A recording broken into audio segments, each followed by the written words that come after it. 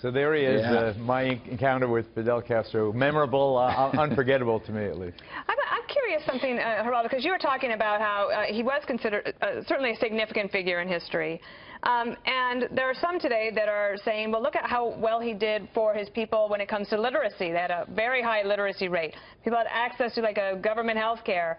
And yet, they don't have access to the internet. They drive around in cars that were basically from 1956. You have to get permission from the government to move from one city to the next. So they have the ability to read, but actually not still want to leave. Do something with it. So I don't know what kind of a legacy that is.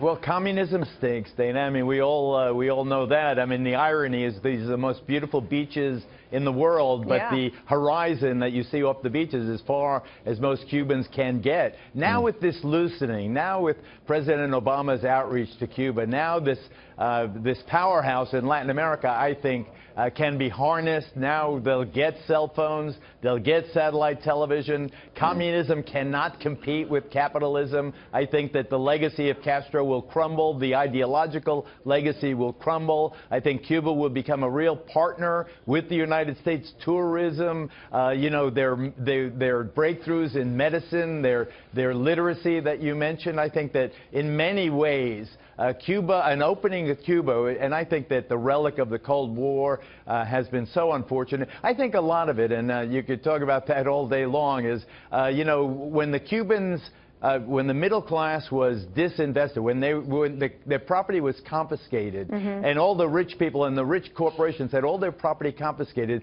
that left a legacy of bitterness among the middle and upper classes in Cuba that impacted U.S. elections. I think it's fair to say that but for the Cuban Americans in South Florida in 2000, Al Gore would be president. And I think that Donald Trump in 2016 also benefited from the legacy of the bitterness that the Cuban exile community, particularly the older people in the Cuban exile community, have for Castro and communism and the confiscatory nature. But I think that looking at Castro's life, he took on the American Colossus. He took on all the West. He stood up I think that Cubans have a tremendous, whatever they, even if the love-hate they had with Fidel, I think they have tremendous pride in the fact that they, you know, that they are an independent country for all its flaws. Well, you use the word legacy, and legacies are important. But if you look at the legacy of Fidel Castro,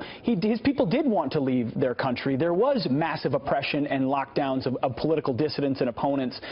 You know, middle class suffered greatly, set them back decades. So why the reflexive desire for some to see him as this cult hero, and anything other than he was, which was a dictator who suppressed his people?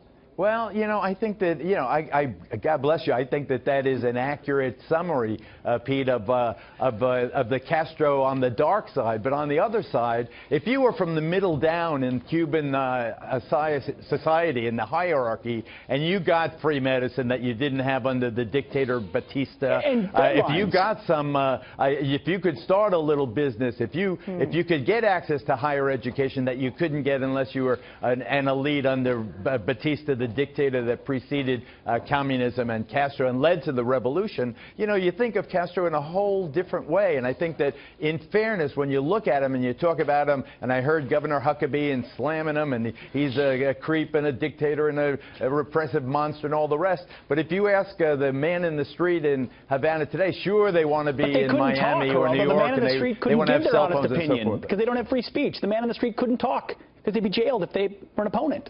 Well, you know, I've been to Cuba several times, you know, particularly back in those days when they were really shut off. I think that it's very easy to have a simplistic view that he was all awful for Cuba and the world, and I just don't think that's accurate. I think that the Cubans have a tremendous sense of pride over his legacy, and I think that he will be remembered fondly. Yes, he was a leftist. Yes, he was a communist. Yes, his economic system failed. But the fact of the matter is, I mean, the Cuban medicine is renowned the world over. You know, there are aspects of what he left behind that I think will be remembered. We're going to have to break this up. Back to your neutral corners. We're going to have to break this up.